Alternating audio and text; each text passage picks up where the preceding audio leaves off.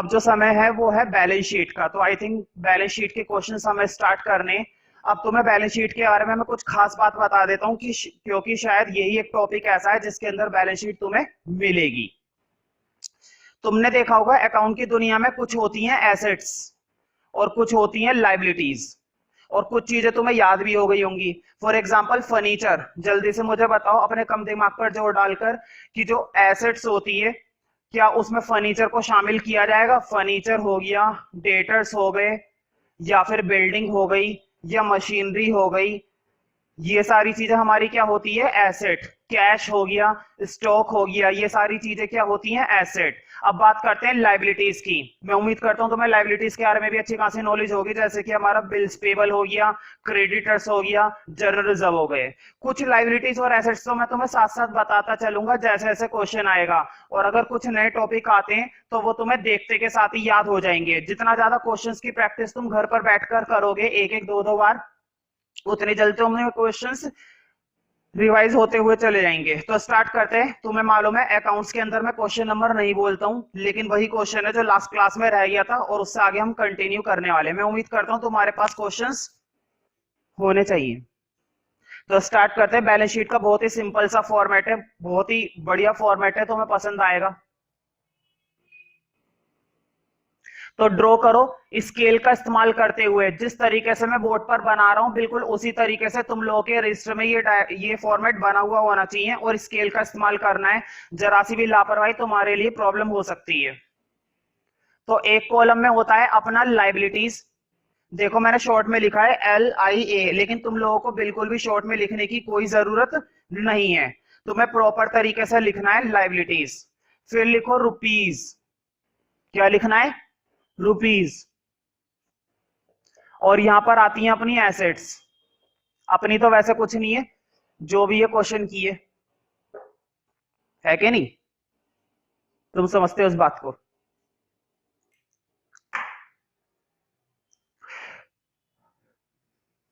तो देखो इस क्वेश्चन के अंदर हमें टॉपिक दे रखे हैं। अब हम पहचानेंगे एक एक करके कि कौन सी चीज लाइबिलिटी होती है और कौन सी चीज एसेट होती है।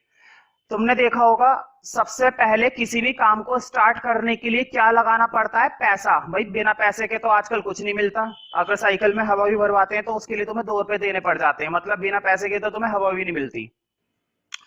तो तुम्हें जो पैसा लगाना पड़ता है वो that particular amount of money is known as capital. वो तुम्हारी क्या कहलाती है? कैपिटल। और अगर तुम्हें थोड़ी सी भी नॉलेज है, अगर तुम्हारे पास थोड़ा सा भी दिमाग है, तो तुम्हें मालूम होगा कि कैपिटल हमारी क्या होती है? लाइबिलिटी। अब ध्यान से सुनो, जब भी कैपिटल हमारी लाइबिलिटी है तो ध्यान से सुनना, हमेशा लाइबिलिटी कैपिटल के अंदर एक तो तुम्हें नेट प्रॉफिट को क्या करना होता है? ऐड। इस बात को जहां पर डेट वगैरह लिखते हैं या तो तुम वहां पर लिख लो, अगर जहां पर डेट वगैरह लिख रहे हैं वहां पर लिख सकते हो, ठीक है? या फिर नोट के अंदर लिखना चाहो तो तुम लोग नोट के अंदर लिख सकते हो। तो नेट प्रॉफिट को तो क्या कर देते हैं? ऐड। तो एनपी का मतलब क्या है? Net profit. या फिर अगर नेट लॉस आएगा, बोर्ड पे देखो, या फिर तुम्हारा क्या आ गया? Net loss.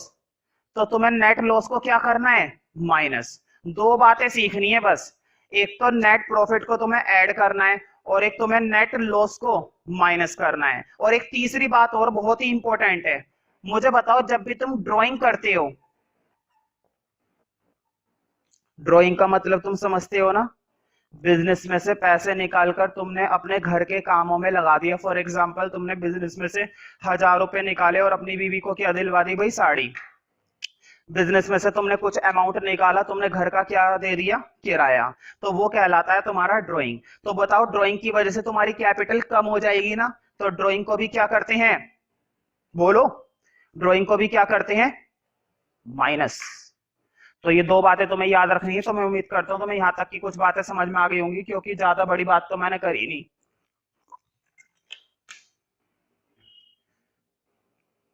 तो देखते हैं, बहुत ही सिंपल है।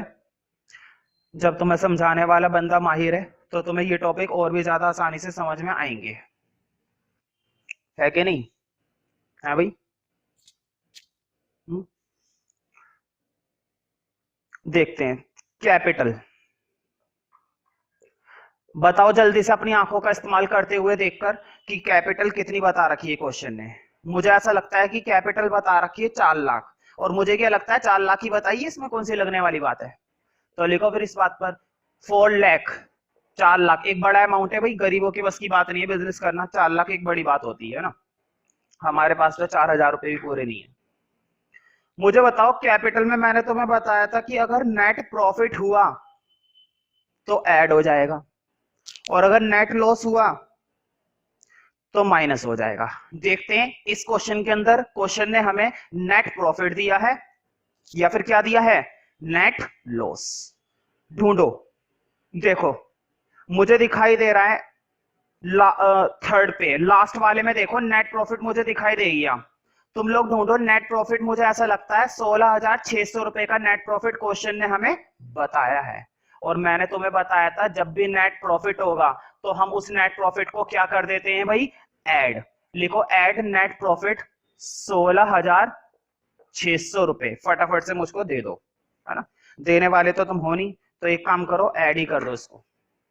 16,600 तो ऐड करेंगे। मैंने तुम्हें एक चीज और बताई थी कि अगर क्वेश्चन ने तुम्हें क्या दे रखी है, ड्राइंग दे रखी है, तो बताओ ड्राइंग को क्या कर देते हैं, माइनस। भाई बहुत बड़ी बात नहीं है माइनस करना। अगर छठी क्लास के बच्चे से बोलूं कि इसको माइनस करो या उसको प्लस करो तो वो भी इस चीज को फटाफट से कर देगा।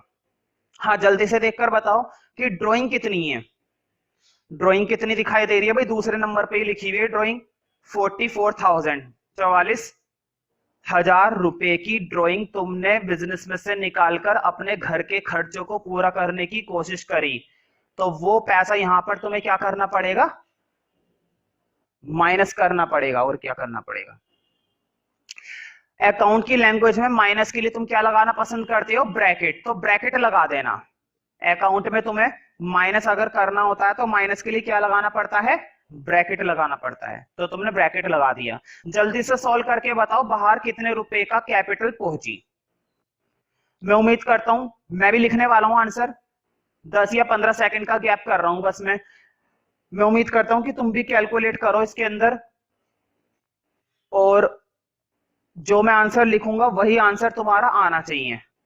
तो साइड में तुम रफ में इसको कैलकुलेट कर सकते हो। अब आंसर मिलाना। अब मैं आंसर लिख रहा हूं 3,72,600। मुझे ऐसा लगता है तुम लोगों का आंसर भी यही आ रहा होगा अगर तुमने कैलकुलेशन सही करी होगी तो, है ना। चलो खैर आगे बढ़ते हैं। जिनका आ गया अच्छी बात है, और जिनका नहीं आया तो और भी अच्छी बात है क्योंकि वो देखकर लिख लेंगे। हाँ देखो कैपिटल हो गई अपनी, ड्राइंग हो गई। अब देखो इसके बाद नीचे क्या लिखा हुआ है, डेटर्स और क्रेडिटर्स। तुम्हें एक बात तो दिमाग के अंदर चिपका लेनी चाहिए, जैसे कि लकड़ी के अंदर दीमक चिपक जाता है, बिल्कुल ठीक उसी प्रकार जो डेटर होते हैं, डेटर अपनी क्या कहलाती है, एसेट, और क्रेडिटर क्या कहलाती है, लाइबिलिटी। डेटर आते हैं एसेट में और क्रेडिटर आते हैं लाइबिलिटी में। तो सबसे पहले डेटर, तुम देख रहे होंगे डेटर और क्रेडिटर का बैलेंस डेबिट और क्रेडिट में लिखा हुआ है। ध्यान से सुनो, डेटर का बैलेंस डेबिट वाला होता है और क्रेडिटर का बैलेंस क्रेडिट वाला होता है। नाम से ही पता चल रहा है डेटर का बैलेंस कहां मिलेगा, डेबिट में, और क्रेडिटर का बैलेंस कहां मिलेगा, क्रेडिट में। तो डेटर कितने हैं, 64,000, 64,000 रुपए। लिखो फिर शोर कैसा मचाना, 64,000 है कि नहीं। और क्रेडिटर का बैलेंस कितना है भाई, 42,000। लिख दो इधर क्रेडिटर्स। क्रेडिटर्स तुम्हारे आ गए, कितने आ गए भाई, 42,000, 42,000 रुपए। बहुत ही बड़ा अमाउंट है भाई। आगे देखते हैं। बताओ कैश इन हैंड और कैश एट बैंक, ये दोनों के दोनों एसेट होते हैं। कैश चाहे तुम्हारे हाथ में हो और कैश चाहे तुम्हारे बैंक में हो, दोनों के दोनों तुम्हारे क्या कहलाते हैं, एसेट कहलाते हैं।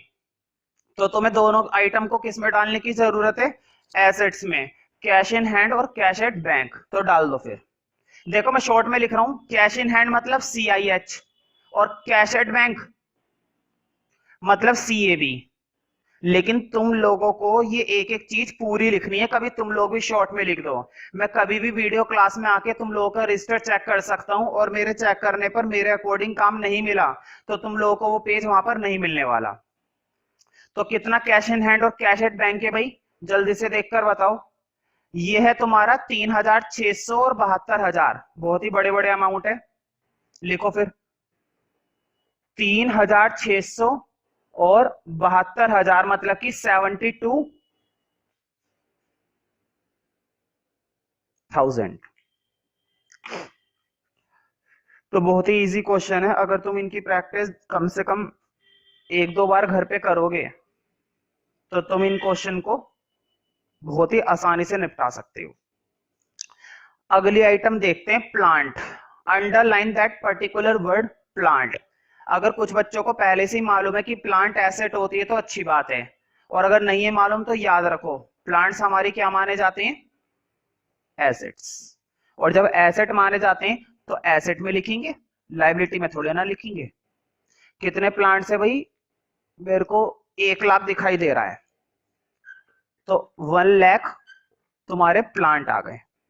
फर्नीचर भाई ये तो तुम भूल ही नहीं सकते, अगर तुम 11th क्लास की अकाउंट के जनवरी में बैठे हुए हो और उसके बाद भी तुम्हें फर्नीचर नहीं मालूम कि फर्नीचर क्या होती है, तो तुम्हें अकाउंट छोड़ देनी चाहिए। तो फर्नीचर है भाई 37,000। फर्नीचर कितने रुपए का खरीद रखा है तुमने, 37,000।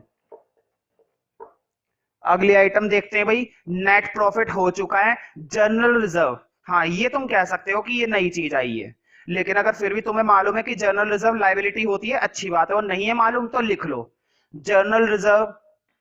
ठीक है, इस तरह की जो चीजें होती हैं हमारी क्या होती है, लायबिलिटी। तो जनरल रिजर्व उधर नहीं आएगा, जनरल रिजर्व इधर आएगा। और कितना है जनरल रिजर्व, 10,000, 10,000 रुपए। फटाफट से लिख लो। हाँ लास्ट बचा है क्लोजिंग स्टॉक, जल्दी से मुझे बताओ स्टॉक क्या होता है, एसेट होता है। याद है अकाउंटिंग इक्वेशन में स्टॉक आता था बार बार, याद है ना, ये भूल गए। अकाउंटिंग इक्वेशन के अंदर हमारा क्या होता था, स्टॉक होता था, और स्टॉक हमारा क्या होता है, एसेट होती है। तो लिख दो क्लोजिंग स्टॉक। क्लोजिंग स्टॉक हमें बता रखा है विच इज एसेट। और कितने रुपए का क्लोजिंग स्टॉक है भाई, 1,48,000। तो तसल्ली से बैठकर इन दोनों साइडों का टोटल करो। अब मैं तुम्हें एक बात बता देता हूं, बैलेंस शीट की खासियत होती है कि एसेट और लायबिलिटी का टोटल क्या आता है, बराबर। हाँ मेरे ध्यान नहीं रहा, इसके ऊपर लिख देना, बैलेंस शीट के ऊपर लिखा जाता है कि ये क्या है, अपनी बैलेंस शीट है। मेरे ध्यान नहीं रहा था तो तुम लोग यहाँ पर लिख सकते हो। और इसके अंदर डेबिट और क्रेडिट का कोई चक्कर नहीं होता, जैसे अकाउंट के अंदर डेबिट और क्रेडिट बनाया जाता है, बैलेंस शीट के अंदर कोई चक्कर नहीं है डेबिट और क्रेडिट का। बहुत ही सिंपल सा मेथड है। तो फटाफट से इन एसेट को और लायबिलिटी को टोटल करो। मैं उम्मीद करता हूं कि तुम लोगों का टोटल एक ही बार में सही आएगा और बराबर आएगा, है ना।